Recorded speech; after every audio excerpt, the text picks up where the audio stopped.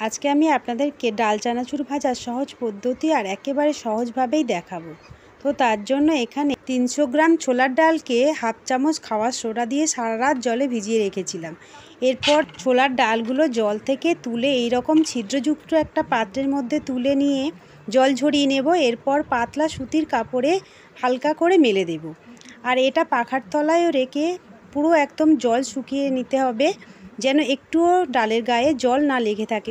ডালগুলোই কিন্তু hair dryer দিয়েও ডাল একেবারে শুকিয়ে নেওয়া যেতে পারে, তবে কিন্তু রোদে দেয়া যাবে না। রোদে দিলে ডালগুলো আবার বেশি শুকনো হয়ে যাবে। আমি ওপর থেকে সুতির কাপড় দিয়ে মুছে মুছে ডালগুলো শুকনো করে নিয়েছি। এরপর কড়ার মধ্যে তেল দিয়ে তেলটা ভালো করে গরম করে নিয়ে গ্যাসটা একটু কমিয়ে দিয়ে হাফ বাটি ডাল তেলের মধ্যে দিলাম, একটু নেড়ে চেড়ে রেখে দেব। তারপর ডালগুলো যখন এমনি থেকেই ভেসে উঠবে তখন হাতা ছাঁচার সাহায্যে এইভাবে তুলে নেব।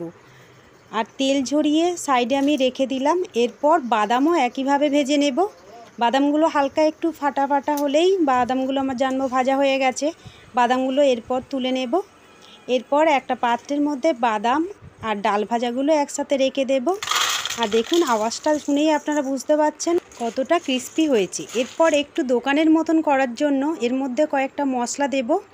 গোলমরিচ গুঁড়ো, লঙ্কা গুঁড়ো আর জলজিরাটা এখন দিলাম না, জলজিরাটা দেব যখন খাবো তখনই দেব। তবে এই ডাল চানাচুরটা জলজিরা আর লবণ না দিয়ে 1 থেকে 2 মাস স্টোর করে রাখা যায় বয়মের মধ্যে, ভালো করে মুখটা বন্ধ করে। এইভাবে আমি যেমন রেখেছি। এই ডাল চানাচুরের রেসিপিটা কেমন লাগলো কমেন্ট করে জানিও। ভালো লাগলে প্লিজ চ্যানেলটিকে সাবস্ক্রাইব করে নিও আর আমার পাশে থেকো। ধন্যবাদ।